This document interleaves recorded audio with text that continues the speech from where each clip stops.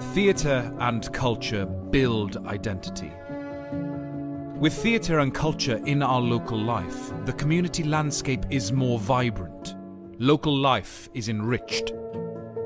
We believe that the benefits of theatre should be available for everyone. Our Theatre for All programme has removed financial barriers, giving disadvantaged people access to the theatre free of charge. So we were told that we'd come here and have a Christmas meal and then go and watch A Christmas Carol.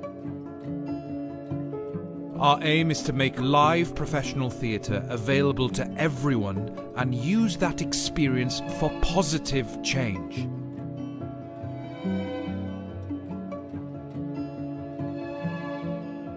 Theatre can be transformational in young lives. Our academy is now in its 4th year, and we continue to build on our vision of bringing the best performing arts tuition to the heart of the Cotswolds. We work hard to make our academy as inclusive and as accessible as possible. Discounts apply for parents with more than one child. Our bursaries help support talented children from less affluent backgrounds. The Academy creates a fun and challenging environment where children can build friendships and develop key skills not just for theatre, but for life.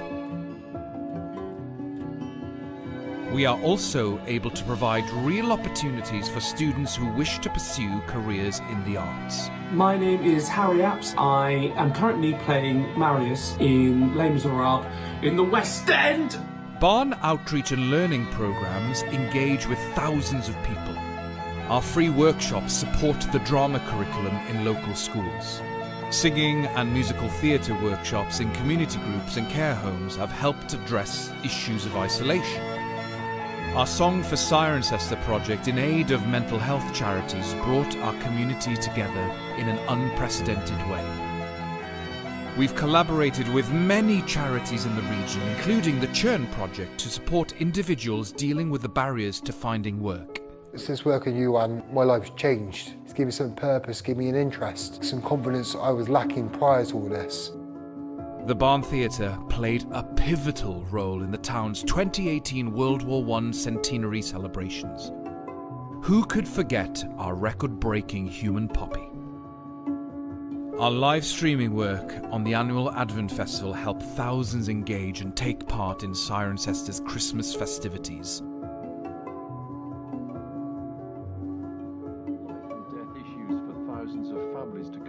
In these times of uncertainty, we strive to keep the community together. The theatre may be temporarily closed, but our commitment to you goes on. Even now, our amazing costume department are helping the NHS by making scrubs for frontline workers. We've used our technology to build a free live streaming service that provides much needed community news and entertainment for all the family. Broadcasting every day to keep us all connected. We are not just a theatre. We are the Barn.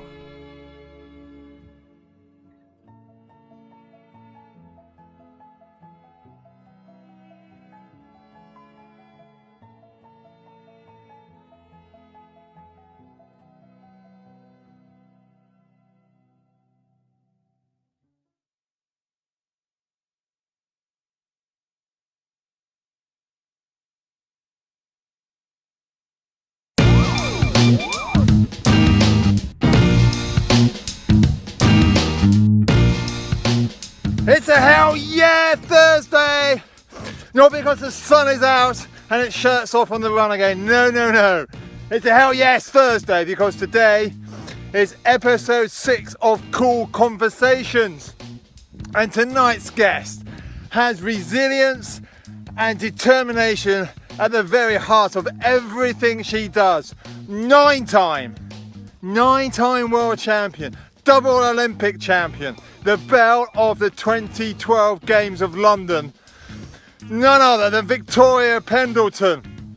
Oh, I'm so pumped by this one. So much I need to talk about, but no other reason. I need to speak to her about a vegetable patch. Apparently it's awesome. Now, tune in tonight on all the normal social media channels, 1800 British summertime. My channel's Kenton Cool or the Barn Theatre. We'll see you later. Wow! Hell yeah! It's got to be a hell yeah today. Just smashed the running. Amazing what a day's rest can do for you. And many of you probably know that's a 10k run, by the way, and probably many of you know I don't record any times on my runs, especially not now, when many of us, myself included, on a bit of a roller coaster seesaw of emotion with lockdown and everything else.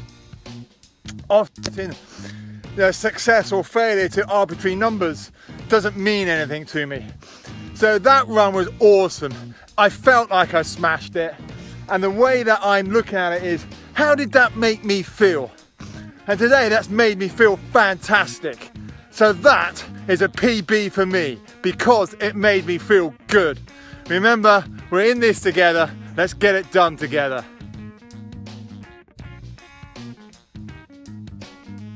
Well, that's the run done.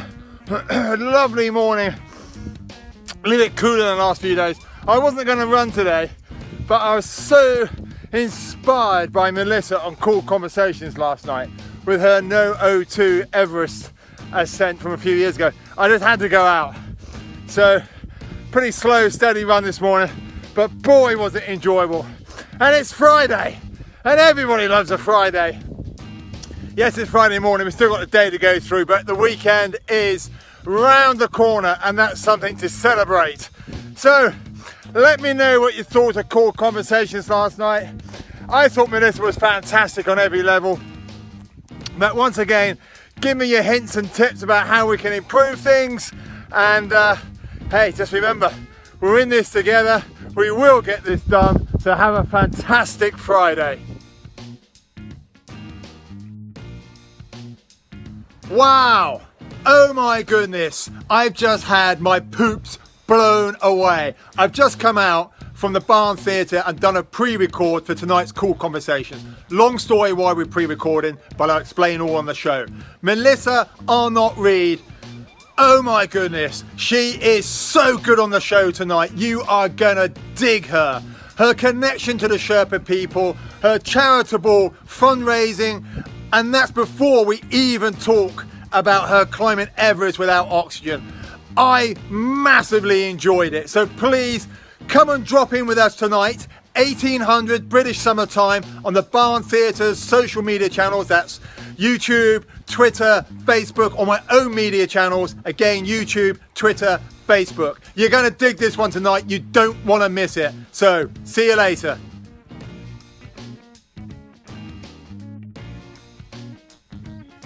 Whoa, hard fought miles this morning. Hot as well. I felt hot and humid. The shirt is off again. I'm sorry. But it's Monday. Whoa! Who's battle ready for the week? Who's got their list prepared? Who has got the game face on? Who is focused for what lies ahead?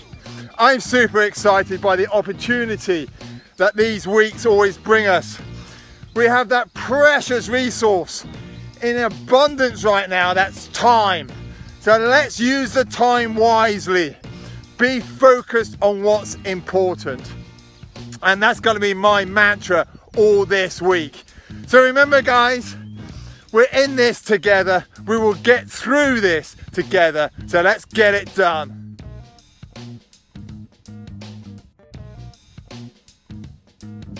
Whoa! Who else out there loves running in the blustery, windy conditions? I adore it. It puts an extra spring in my step. Now that run wasn't the fastest, it wasn't the longest, but it's made me feel on top of the world. So the quick message this morning is, just if you can, get out and enjoy the great outdoors. There is nothing like it for stoking the fire inside you. Now remember, guys, we're in this together. We're gonna get it done together. Have a great Tuesday.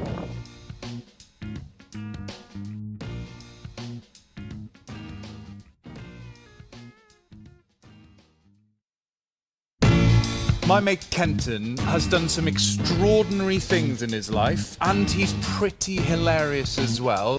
We're going to talk about climbing, we're going to talk about sports, hot topics, and we're going to merge all that together for an entertaining 30 minutes. Wow, here we go. Welcome back to Cool Conversations. Hard to believe this is episode 6. Now, super pumped. I'm always super pumped, but this week especially so. One of my favourite people has graced us with her presence this evening. Victoria Pendleton needs very little introduction. The belle of the 2012 Olympic Games in London, 9 times world champion, double Olympic champion, horse racer, SAS survivalist, the list goes on. But more than any of that, she's a damn good person. Now, I've got to say, I'm a bit of a fan. I'm tongue-tied just thinking about how the conversation is going to go. So without further ado, let's see if we got her on the line. BP, are you there? I've got a bit of purple hair today, but I've got a couple of social things I've got to do. Like what? We're in lockdown. Yeah, I've got like this. Someone's made this beautiful crown of flowers for National Garden Day. When's that? It's on Sunday. It's a new initiative to help people like appreciate if it's a window box or a pot plant or a garden or a green space being good for mental health. Oh, cool. Now, you used to live in... remember the time that we were driving round to that mountain hut in Switzerland? And you were telling me about your time when you were doing your UCI stuff. So you were living in Switzerland. Did you know that in certain areas or certain cantons of Switzerland, you have to grow specific coloured flowers in your window box? Oh, I love that. I knew you would. You love a bit of organisation.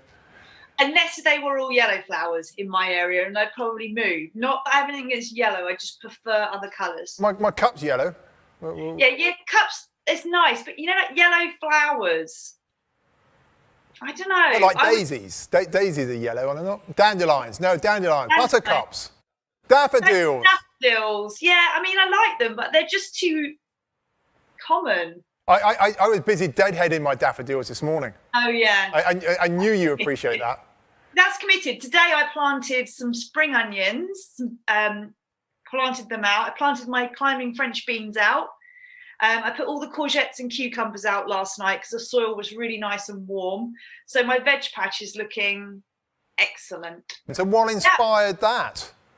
So I am very lucky that I've grown up around a lot of people who are into gardening, specifically growing vegetables. I lived with my grandparents for a little while when I was very young, and they had a very productive garden, about an acre, and they produced nearly all of their own fruits and vegetables. They even had a greenhouse with vines in it, so they used to make their own wine.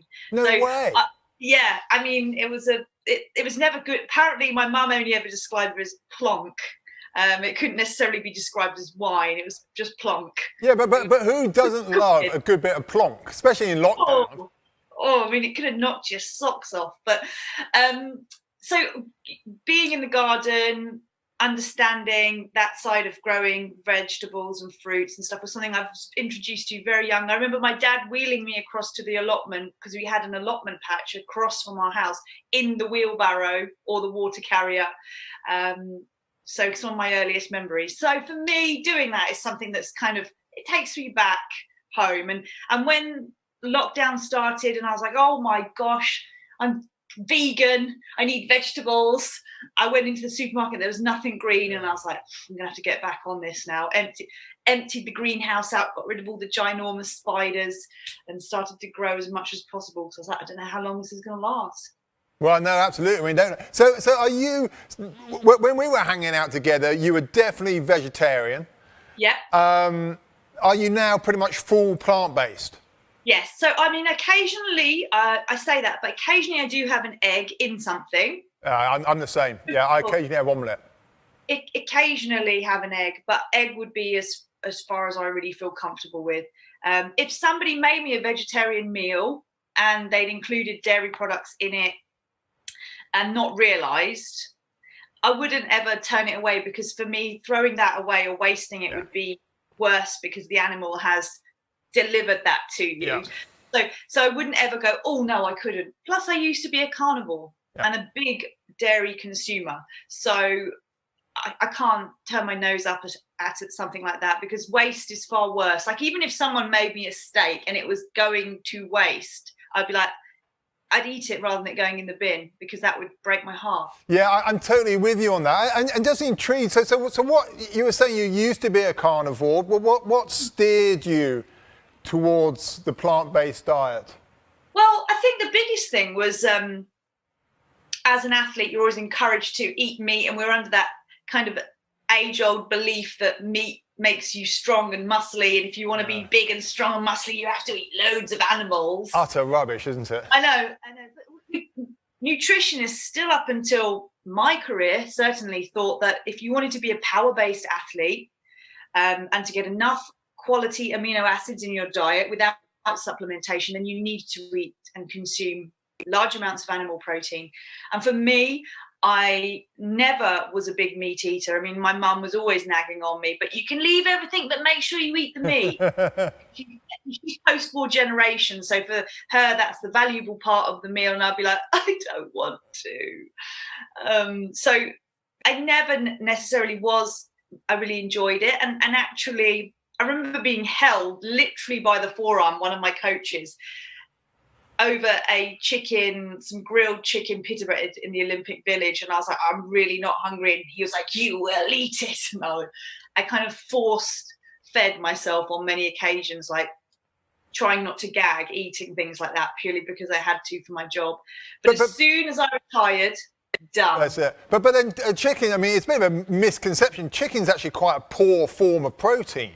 You hear it all the time. You've got to eat the white chicken. It's packed full of protein. It's not.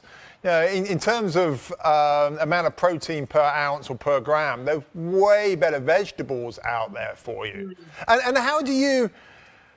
I know you're not training in the manner that you used to. You're not going round and round and round. Well, look at that. No. We had Middleton on the other day showing his guns off. I'm going to start doing some push-ups before the shows in the future. Okay, well, you're clearly training super hard still. And you have no issues with the balance between the amount of nutrition and just on the plant-based diet? Not at all. And a lot of people, I've created some beautiful products, some plant-based supplements anyway. So I have a plant-based protein supplement in the cupboard if I wanted to have a little hit of extra protein and stuff. Which one do you use? Form.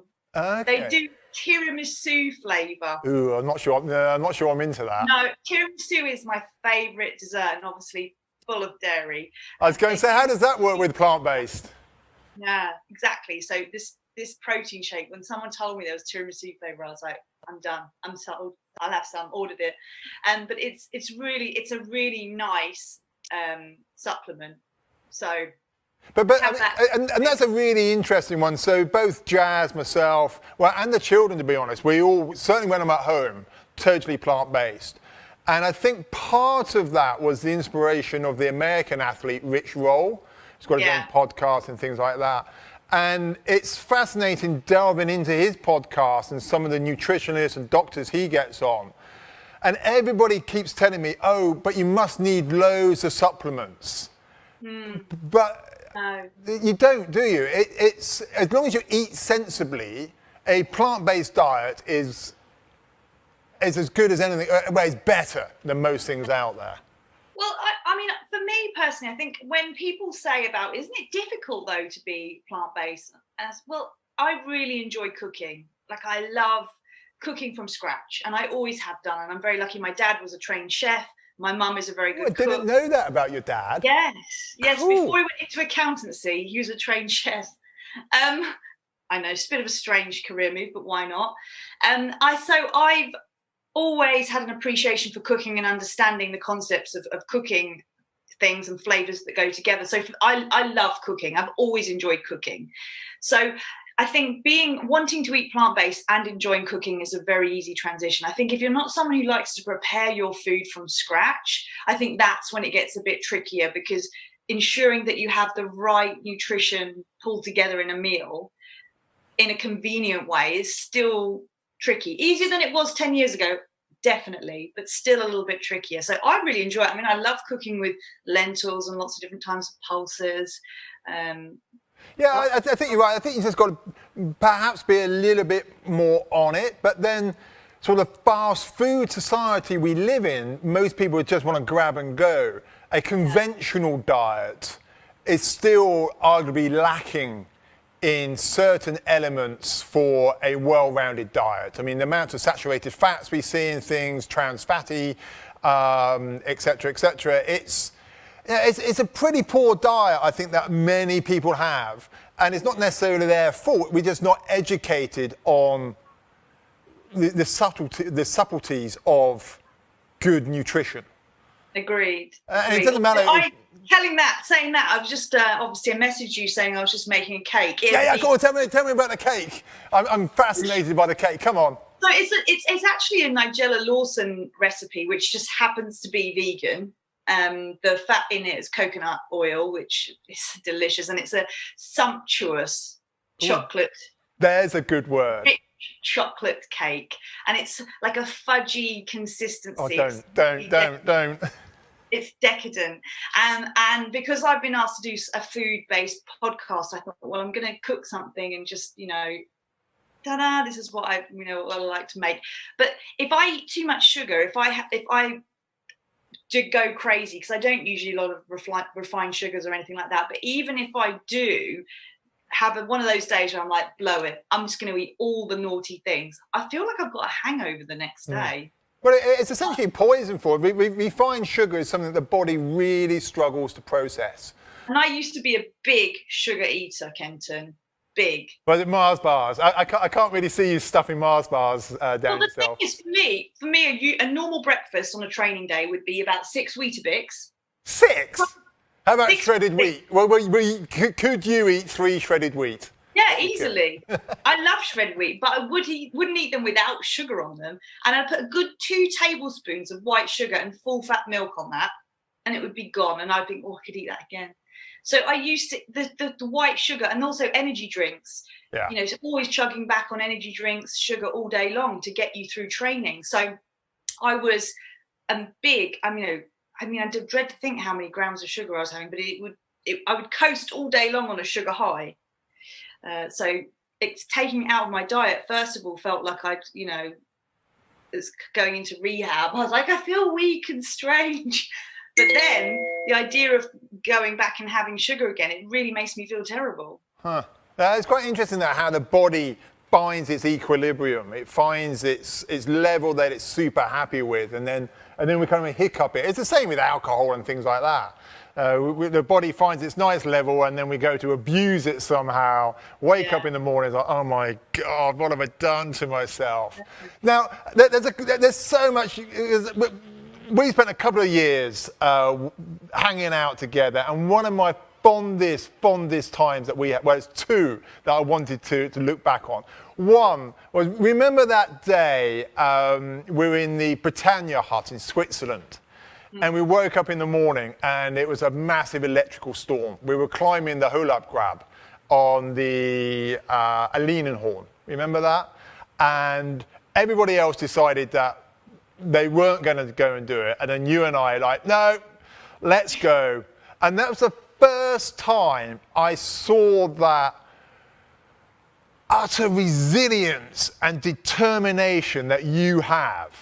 It's really, I think you're built of it. You have this immense ability. Oh, you flatter me, Ken. No, you do. I mean, you don't become 9-time world champion, double Olympic champion, and the person that you are without it. Where does it come from? I think my dad, in many ways, because he's a bit like an angry little dog terrier. He fights to the death. He's an underdog, but he's kind of he's a small man, be that what it may. And he is very tenacious, and for him, his tenacity is what gave him the opportunities in his cycling career. And I think he would always put me in a race, even if he knew I couldn't make it or do it, because he just said, go out there and do as much as you can. Don't ever, fold too early. Just do as much as you can, and then ask yourself, can you do a little bit more? And it was always kind of, he encouraged me to just try and find my limits, I think. And I think I admired him for his kind of gritty, kind of slightly angry resolve. I was like, wow, my dad's quite intimidating, and I want to be like that in some way. So I kind of saw his grit as something to aspire towards, maybe. I don't know. Well, it's just interesting because I remember that day, and because the weather was in and out a bit, and we're going out. I mean, you were relatively new to the whole thing, and we're going over that sort of snowy bit, and that glint in your eyes when you realise that we were actually going to be the first up there that day. And then that sort of inner competitive state, you've got that grit, the determination, the resilience, and then you have that killer competitive edge. Like, wow. It's like this little powerhouse of a person. Yeah. Oh, tell you what though, there was a lot of chat in that hut, wasn't there? Should we, all the different teams deciding. Right, it was desperate in the morning when we got, I didn't even realise it was bad weather outside. And the other thing which I got such fond memories of is, remember before Ben choppered in and met us, and we were doing the trek to Island Peak, and it was just you and I, and we were there out of season, and it was really cold to start with. And that is one of the favourite times I've ever been to the Khumbu. Just the two of us, no one around. It was beautiful. And I don't think I've ever had the opportunity to say thank you for being part of that. It was something so, so special. And then Ben turned up, and it wasn't quite the same. It was like, where does Ben fit in? He just like helicoptered into about 4,500 meters in like his sort of glamour. Oh, I'm here. And he stepped off the chopper and in his shorts, probably. And a blazer. Yeah, and a blazer, just looking like he stepped out of a GQ shoot.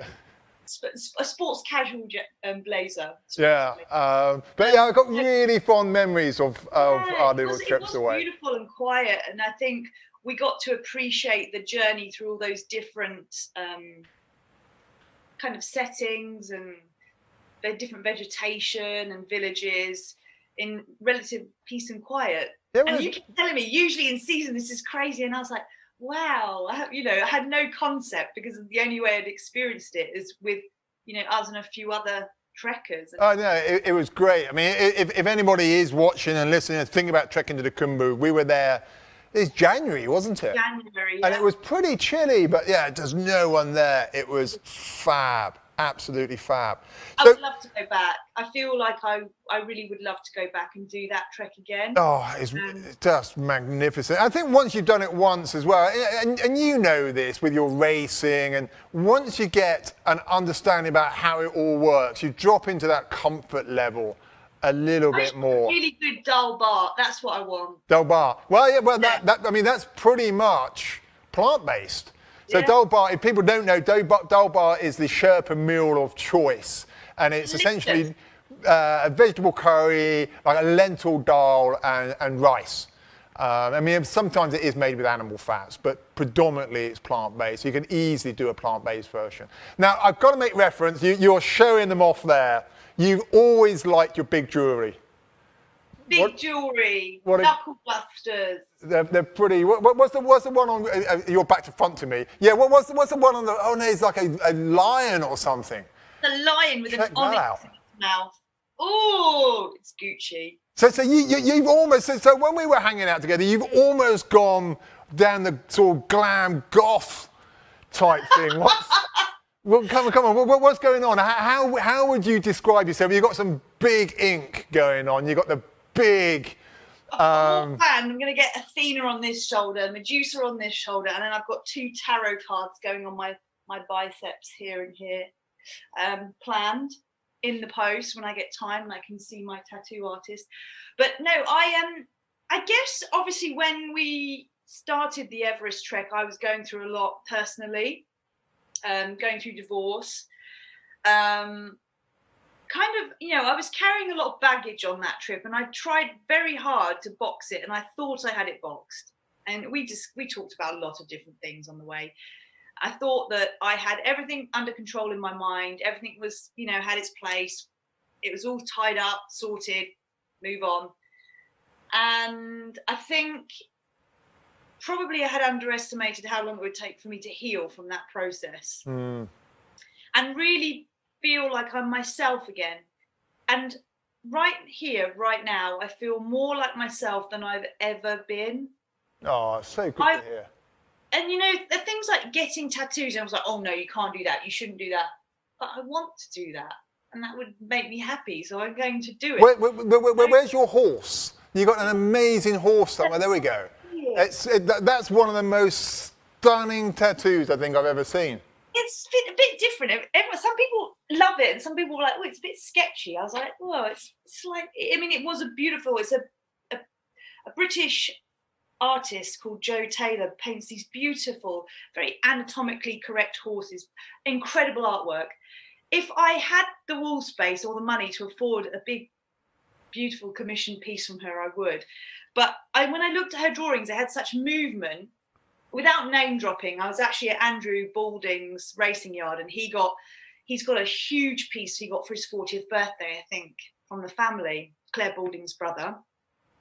And I just saw it, and I was like, wow. And he's like, yeah, the artist is called Joe Taylor. And I started looking at her work and became obsessed. Just really, having had an experience with horses, she really just captured the essence and the movement. I was like, oof.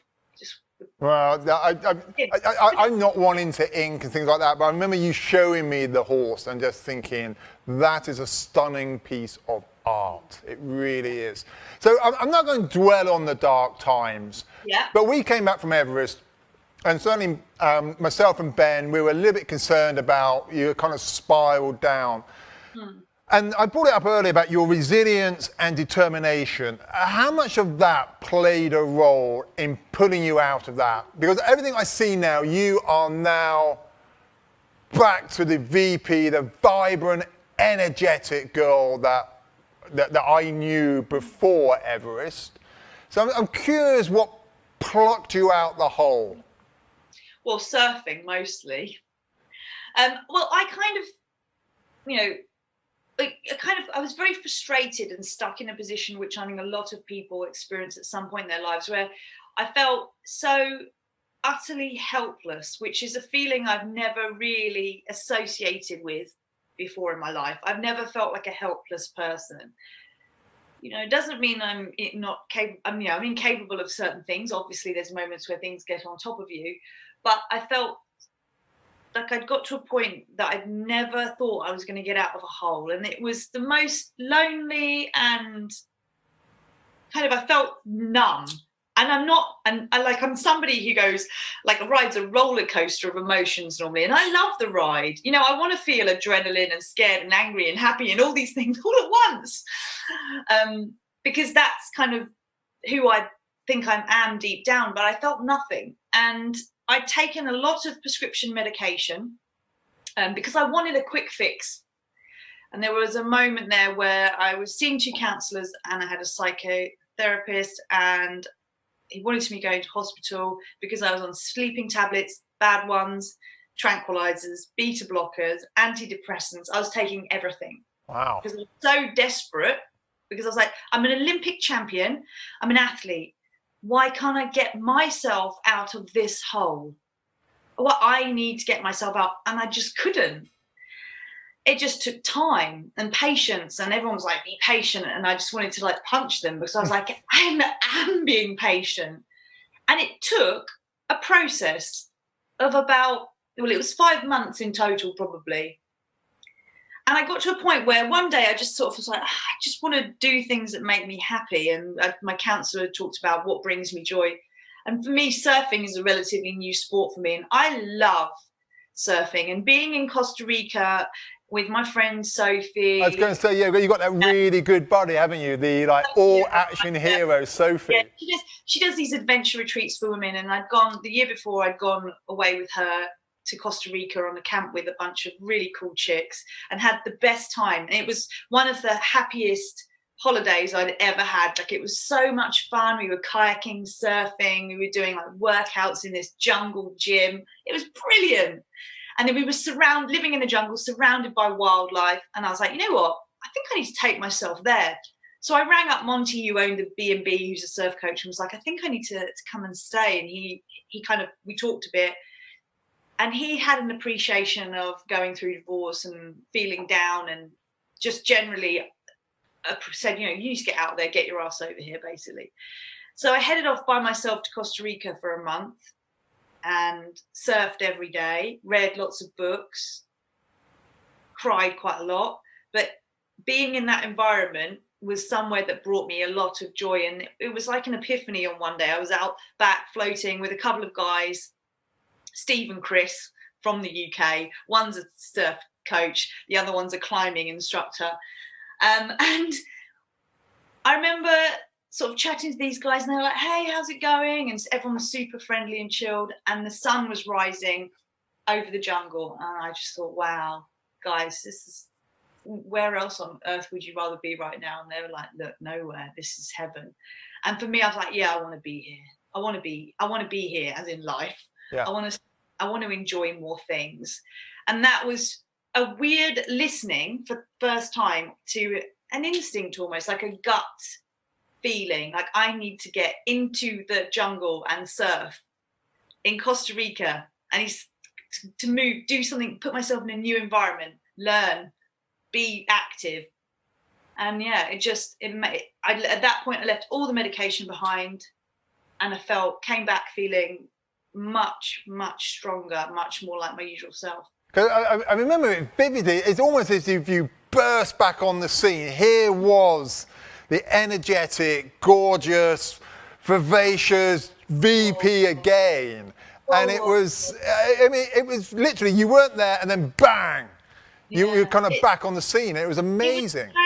It was strange. I mean, there were days there where I couldn't even get myself out of bed except to drink water and go to the toilet. That is it. I wouldn't eat. I couldn't sleep. It was like it was torture, because I'm not, I'm somebody who likes to do, exercise and sport and push myself and challenge myself. And I just felt like a shell.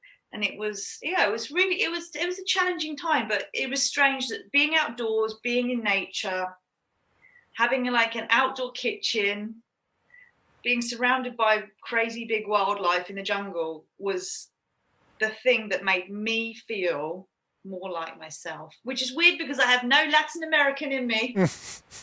I've looked at my ancestry DNA and all that, and there is definitely not a lot going on. So I'm not at home there. So quite interesting. You mentioned the DNA. I remember chatting in some, I don't know, tea house or mountain, and you were laughing because you had taken some DNA swab that says that you were an endurance athlete. Yes. But then right throughout your career, you'd been a sprint athlete. Yeah. So I wonder whether you'll be 15 times world champion and like 5 times Olympic champion if you were more endurance based. I don't know. Anyway, not 1%. It was like you were 100% endurance athlete. You have from the markers they use, not 1% sprint capacity. And I was like, wow, not even 1%. I think that goes back to the determination and resilience. Yeah. Because I mean, you just smashed it. It also talked about diet, and it talked about the kind of diets that would suit you through your DNA. And it was very much all the foods I love to eat, which is a very Mediterranean diet, vegetables and. That's interesting. That's exactly what I enjoy most. Huh. Yeah, I mean, I had a massive salad at lunch. Black olives. I say feta cheese is not. It's a lovely like vegan sort of soft cheese substitute, and. It's just absolutely fantastic, very Mediterranean-esque. Yeah, lots of olive oil. Yeah, and especially this time of year with the sunshine and everything that we've got going on, it's just fab, absolutely fab. So, are you still riding? Not bicycle riding. I meant horse riding. Motorcycles, horses. Yeah, horses. Bicycles. Your horses. Yes, I am. I get 3 hours, 3 slots a week to see my horses at the moment, so that they keep the social distancing at the yard. Only 2 clients allowed in the yard at once. Well, the horses got a social distance, or you do? Yeah, the horses don't. Definitely don't. So what, you got 2 horses or 3? I've got 2 horses, 2 retired National Hunt horses.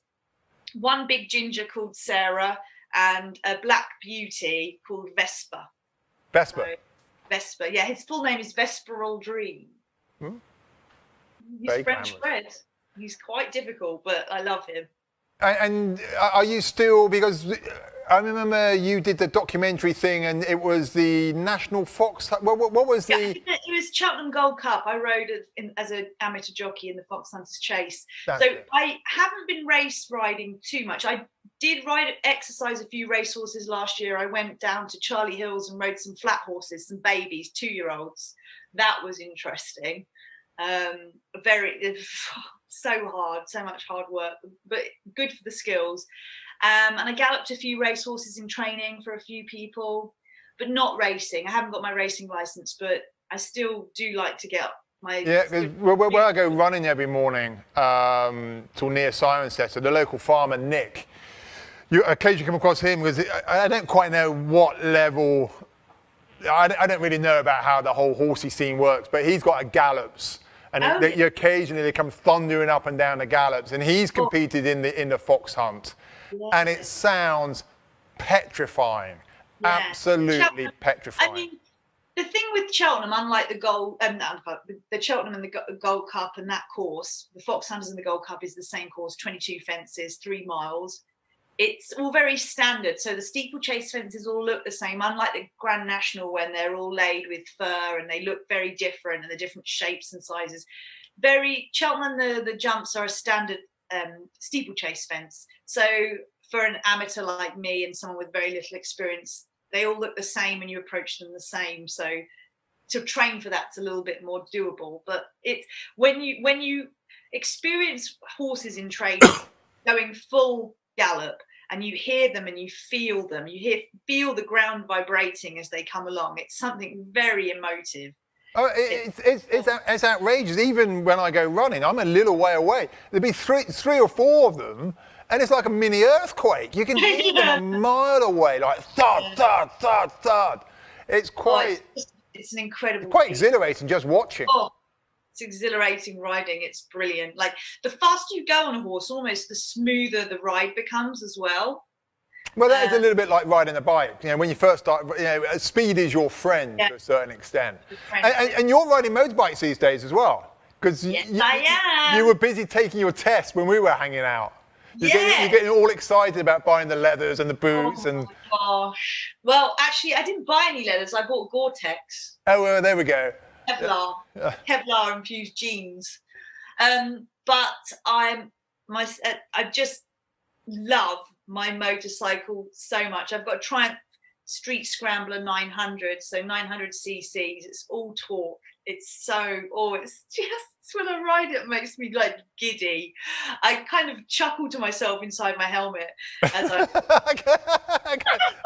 can see that. I can see you chuckling to this, laughing at your own jokes inside your helmet. Yeah. Oh, it's honestly, it's just. I mean, it's as similar to racehorses. It's that feeling of speed, and that also the fact that you're kind of exposed to the elements.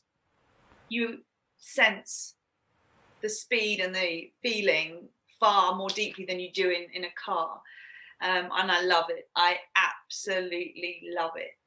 The VP smile back. I used to be a biker chick, and now I am. Brilliant. Now, I delved. So we had Ant on the show a couple of weeks ago. I saw 1 or 2 of your episodes of SAS, Who Dares Wins or whatever. We've got to touch upon it because I'm sure some of the viewers will want to. Is that... I mean, you knew Ant beforehand. Yeah. Is it as hardcore as it looks? It's much worse than it looks. Ooh. Or it's much worse because, like, for example, they'll show you 3 minutes of a 90-minute kind of beasting at midnight, and you think to yourself, that's not that hard. They're not even doing proper press-ups, but you're so tired. you're like, I can't even, even carrying people, and it goes on and on and on.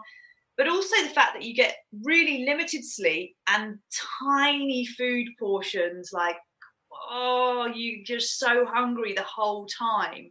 And so you're kind of calorie deprived, sleep deprived. And as the days go on, you just become more and more like a zombie being shouted at. So it's kind of, it is really tough. And the unknown as well, like you be just about going to bed, you think, you're just trying to switch off. It's been quite a traumatic day. And then someone bursts in the door and be like, right, parade square, 5 minutes. And you're like, and you're trying to do your shoelaces up. You've got everything on back to front and you're like, quick. It's kind of the anxiety, that the level of anxiety, they keep you like on high. Simmering the whole time. Yeah. And what was the inspiration for doing it? I'm just fascinated because, I mean, it looks so hardcore. And we were joking about it with Ant. And somebody said, oh, why don't you do it? It's my worst nightmare. I mean, I've seen the programme. I don't want to go anywhere near that. And you went on it and you smashed it. Well, until the last day. I didn't smash it on the last day because I think I just reached my limit. And there's lots of other things you do in the meantime they don't even air.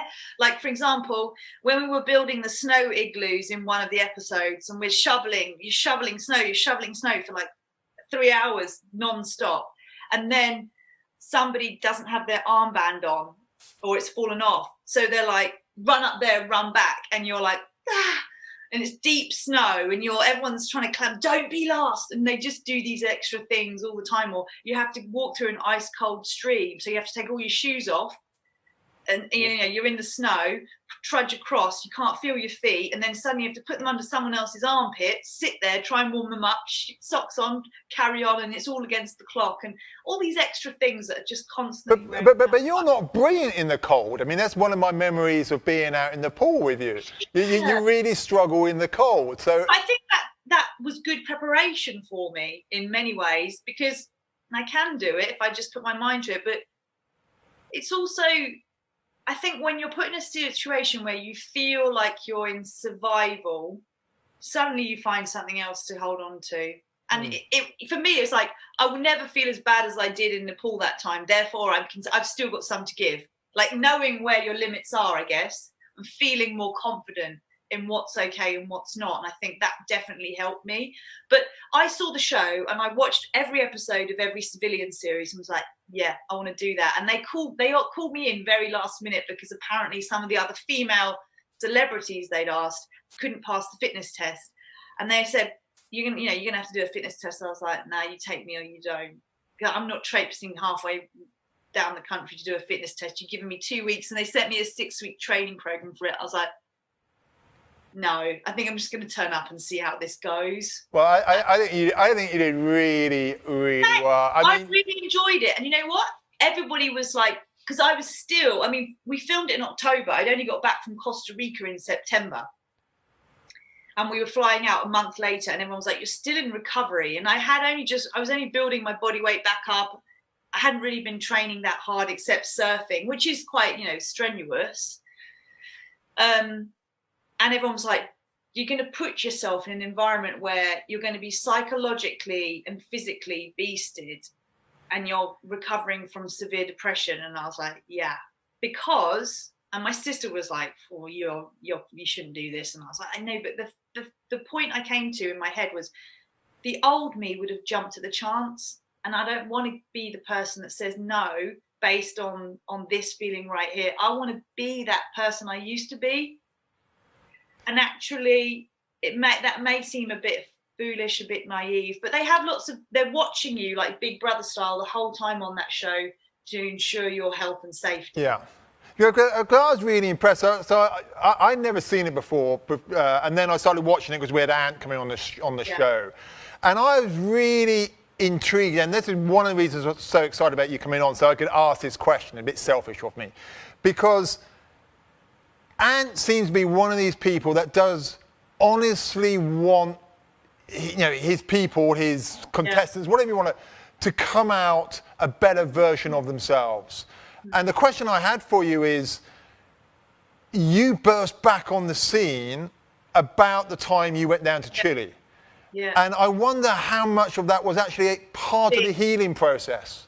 It was a big part of it. I know it sounds very strange, maybe a bit sadistic, but when you're in a survival situation and you're suffering with a bunch of other people, and we were suffering at times, like it was hard, it was cold, it was physically exhausting, everyone's hungry, you're listening to babies crying and pigs squealing for hours and hours of people just abusing you, shouting in your face, spitting in your face.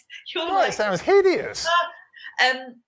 But you know the DS are there and they want you to get something out of it. So they pull you in and they ask you questions, and it's always a bit emotional because everyone's so tired, and they're like, so why are you here? And you're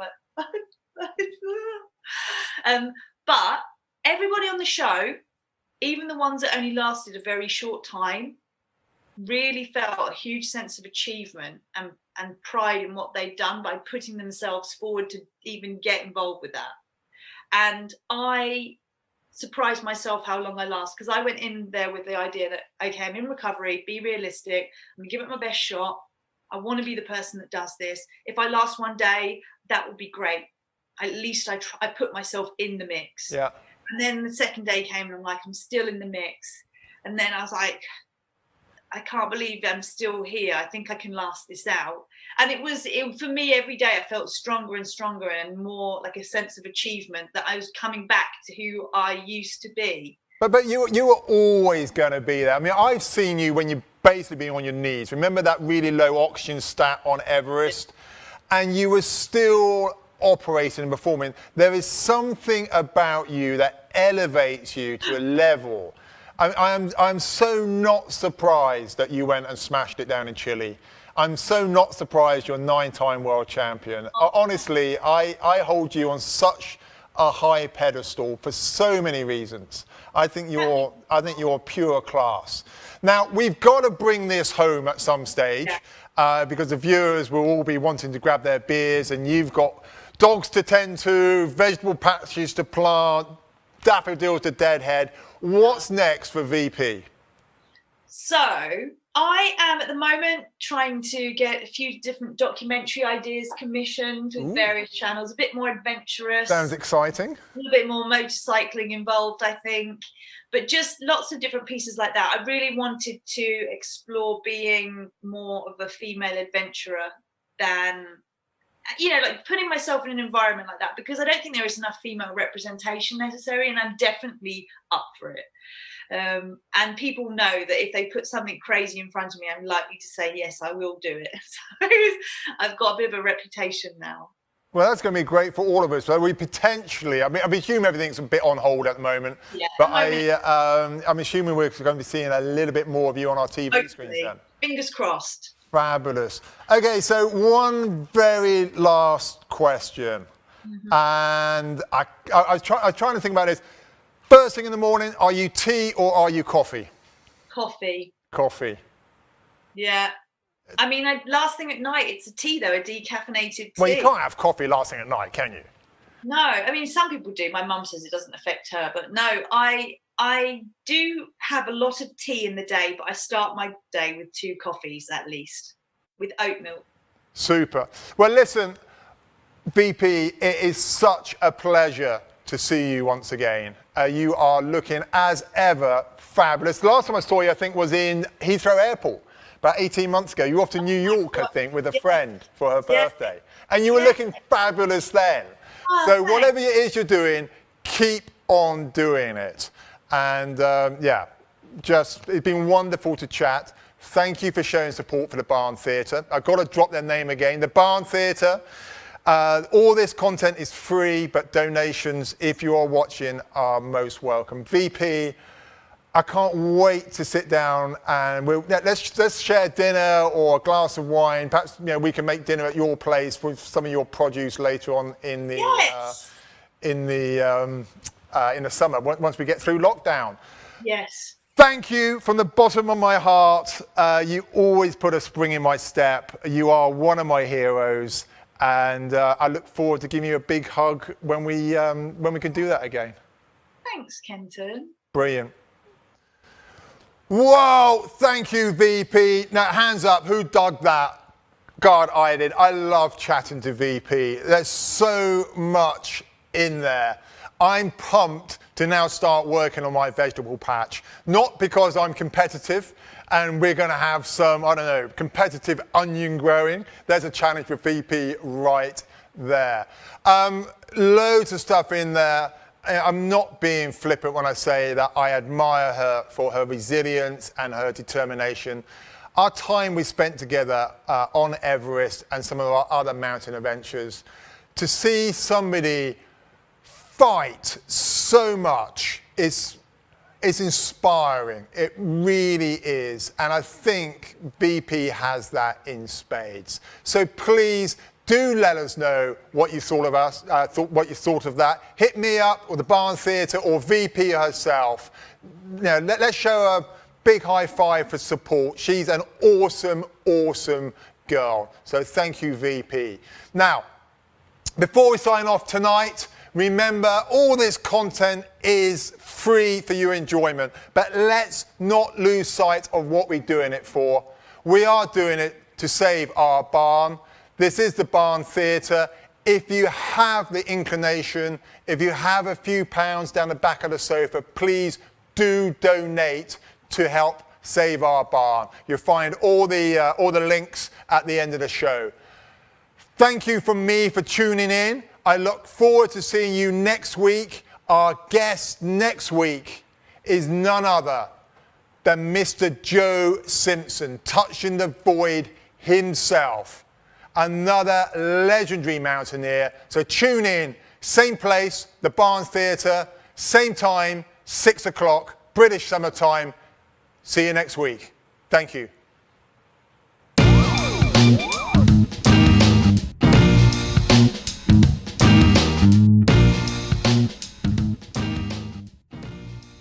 You look fit. Wow, you say the nicest things. You can come again.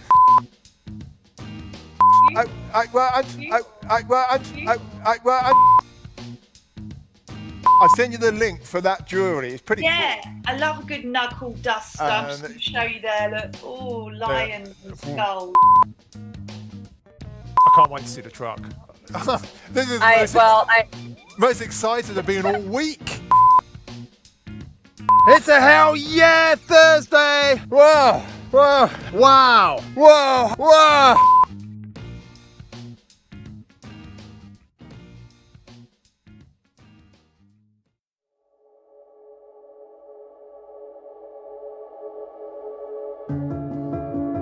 In March 2018, we opened our doors to the public with a vision not just to create challenging professional theatre, but to use this as a platform to inspire and bring communities together.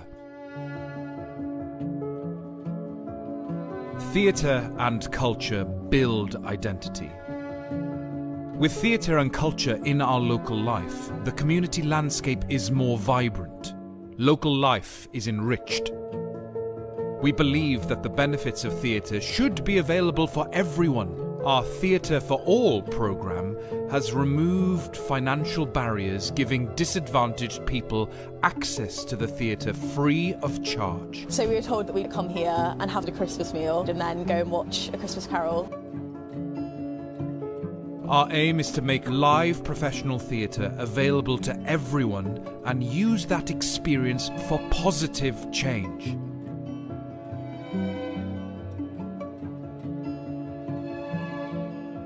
Theatre can be transformational in young lives. Our academy is now in its 4th year, and we continue to build on our vision of bringing the best performing arts tuition to the heart of the Cotswolds. We work hard to make our academy as inclusive and as accessible as possible.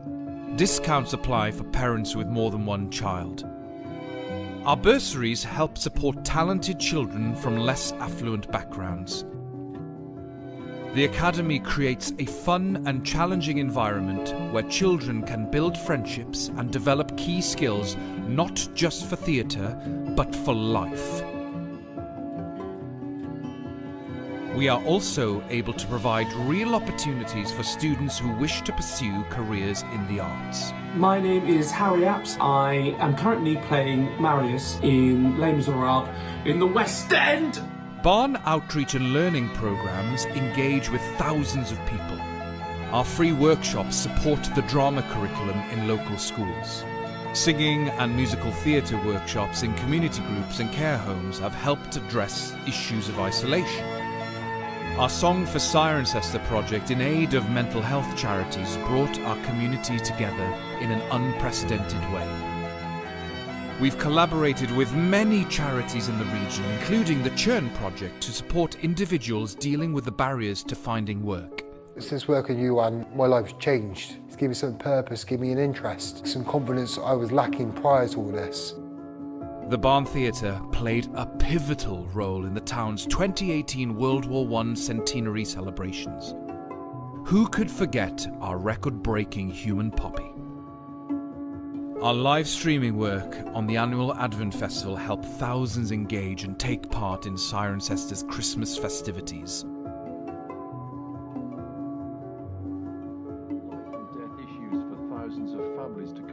In these times of uncertainty, we strive to keep the community together.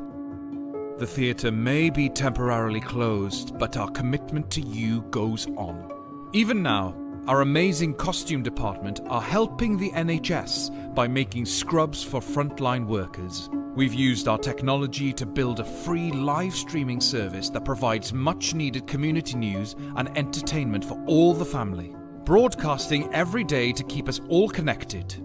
We are not just a theatre. We are the Barn.